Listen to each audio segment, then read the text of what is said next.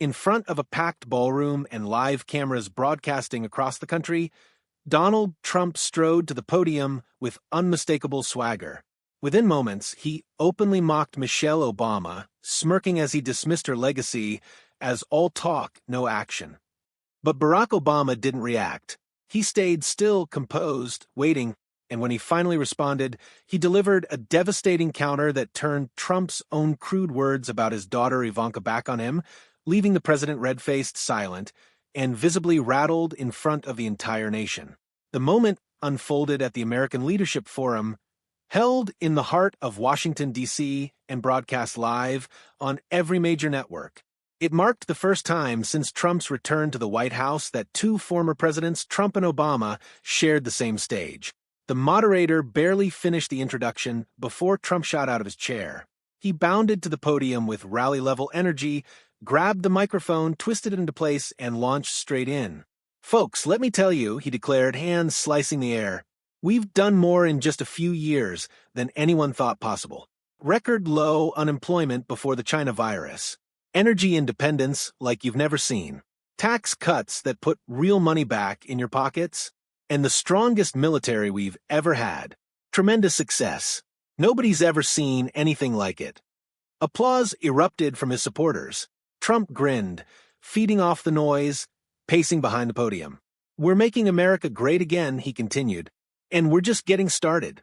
Then his tone shifted. His smile tightened. His eyebrows lifted. "Now, look, I'm all for unity. Everybody wants that. But let's be honest. Some people had 8 long years to get things done. 8 years of beautiful speeches, very eloquent, very classy. And what do we get? A lot of talk. A lot of promises. Not much action." The applause died fast. Heads turned toward Obama, who remained perfectly still, his expression neutral, as if listening to the evening news. Trump leaned forward, lowering his voice just enough to make it sting. "We had a first lady who spent more time writing books and going on talk shows than actually fixing problems here at home. Nice words, sure, but words don't build walls. They don't bring jobs back, and they don't keep our country safe." The room went silent. No coughing, no shifting. Everyone knew exactly who he meant. Trump kept going, casual, almost conversational. "And you know what she always said, when they go low, we go high." He let the phrase hang, then laughed sharply. "High? Really? Maybe that works when you're sitting in a fancy library signing books. But in the real world, sometimes you've got to go low to win. Sometimes you fight fire with fire. That's leadership. That's results." He smirked and finally glanced at Obama. The message was clear. Your move. The crowd split. Some supporters chuckled nervously. Others froze, waiting. Obama didn't flinch. He didn't frown. He didn't shift. But if you were watching closely, you caught it, his right hand resting on his knee, fingers tightening just slightly. Not a fist, just a measured squeeze. Control. Trump pressed on. "Let me be straight with you," he said. "Michelle Obama, great speaker. Very polished, very inspiring. But when you look at what actually got done, nothing, just speeches. Hope and change. Where was the change? Where were the results?" He shrugged. 8 years as First Lady. That's a powerful platform. Could have fixed real problems. Instead, more books, more TV appearances, more words. And words are cheap. Action is what matters. The room stayed tense, suspended, everyone sensing that something was about to snap. "If you want, I can—" The room went dead quiet. Not the polite silence from before. This was heavier, thicker, like the air had been pulled straight out of the space. Phone stayed raised, recording, but no one moved. Trump had said her name outright now, and the intent was unmistakable. His eyes flicked back toward Barack Obama, searching for a reaction. Obama didn't give him one. He sat upright, hands resting lightly on his knees, breathing slow and even. His face was calm, almost serene, no clenched jaw, no flash of anger. Trump lingered at the podium a second longer than necessary, as if daring him to respond. When nothing came, he finally stepped away, gave a quick wave to his supporters, and returned his seat. The applause that followed was uneven and uncertain. A few strong claps from Trump's corner, but many people clapped out of reflex, faces tight, eyes darting. The moderator glanced nervously between the two men, gripping her notes like a lifeline. Then Obama rose. He didn't rush. He buttoned his jacket once and walked toward the podium with the unhurried pace of someone answering a routine question at a town hall. The only sound was the soft click of his shoes against the stage. At the microphone, he adjusted it slightly. He looked out at the audience for a moment, then turned his head.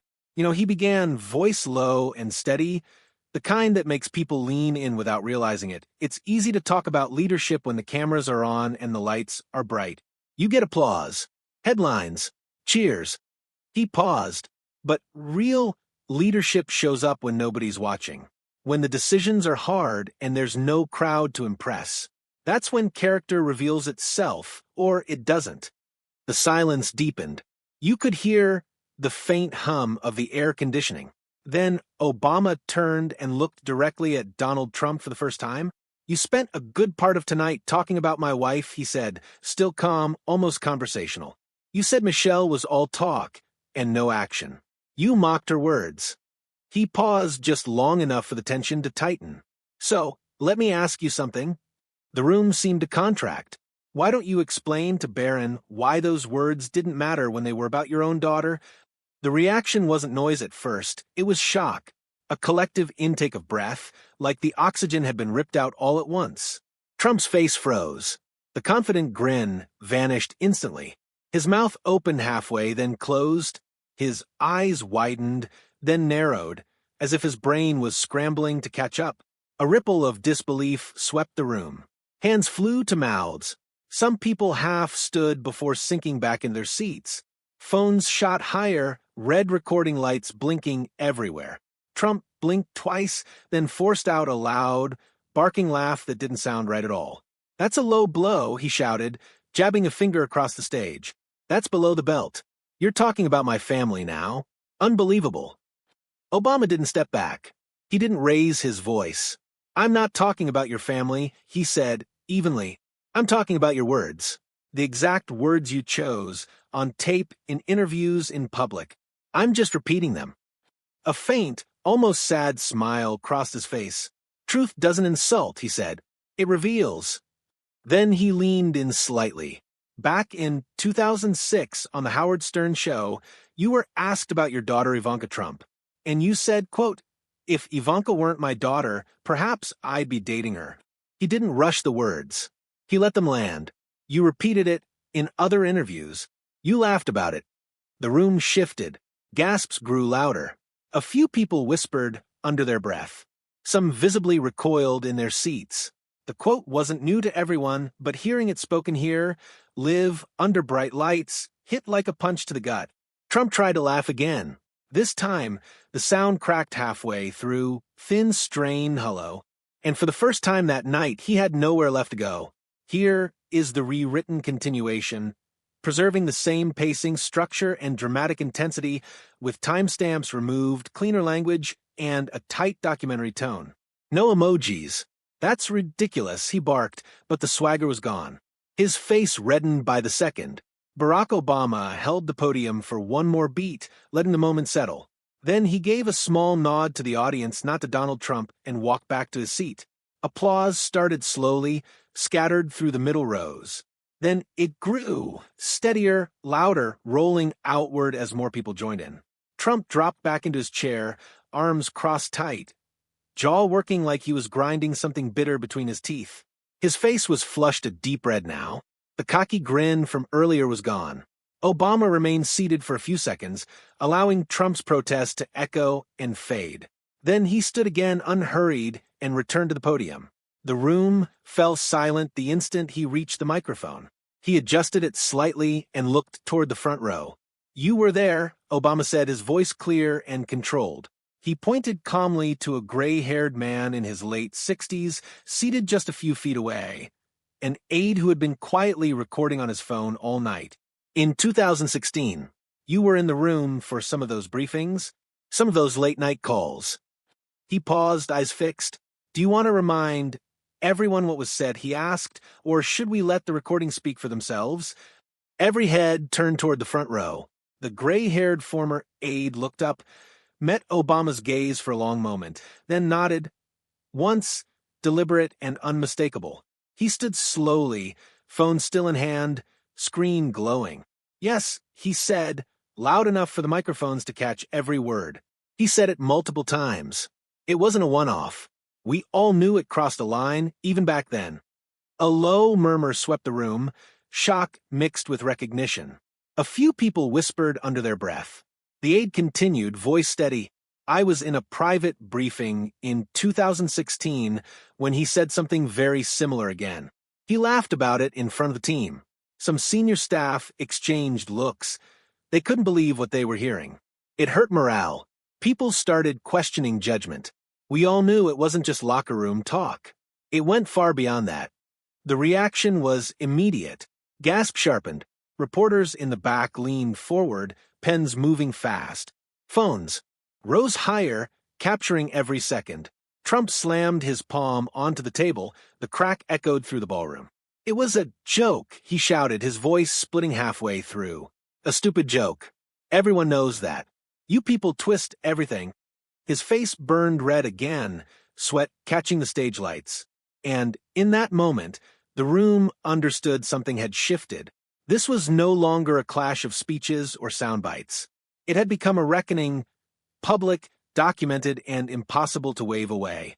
If you want, here is the clean, rewritten continuation, with timestamps removed, language tightened, and the pressure escalated, keeping the same documentary pacing and tone.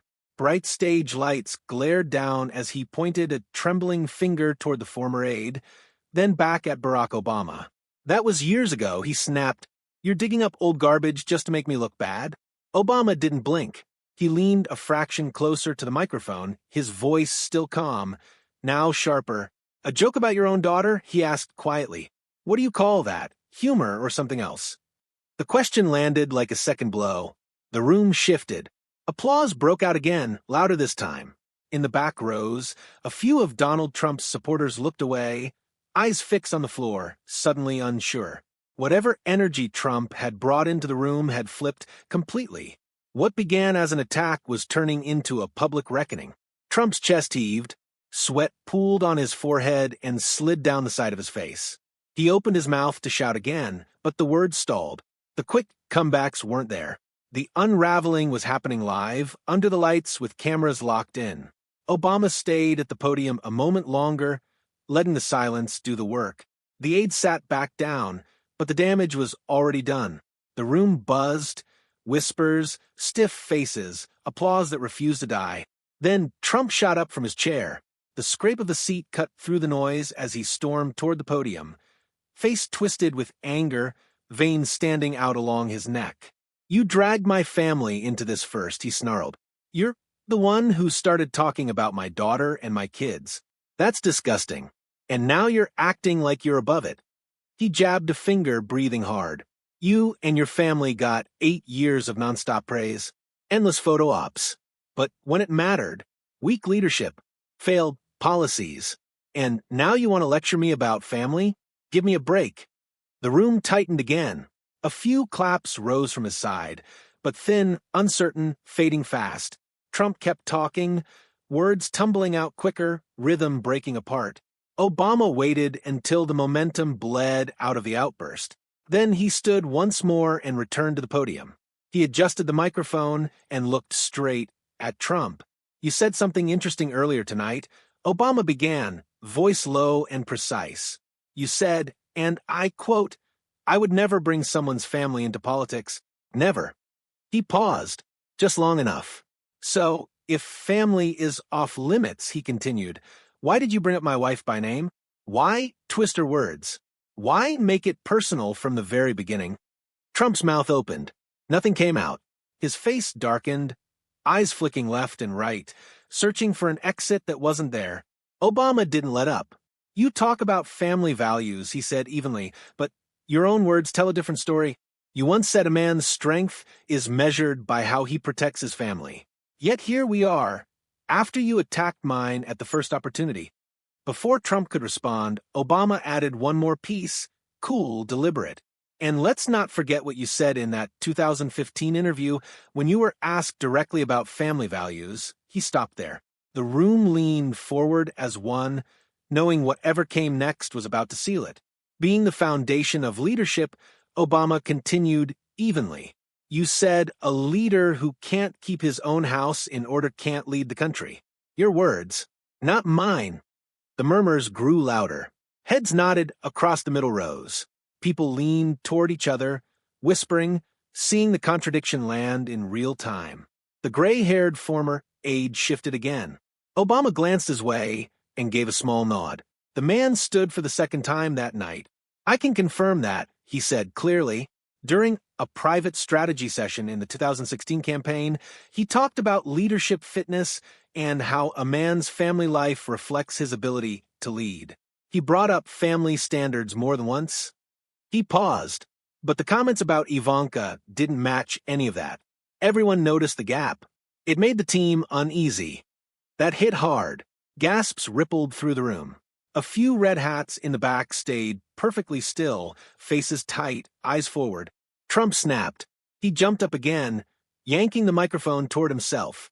His voice came out loud and jagged, cracking with rage. "This is ridiculous," he bellowed, cutting off the moderator mid-sentence. With a sharp wave of his hand, he plowed ahead. "You're twisting everything.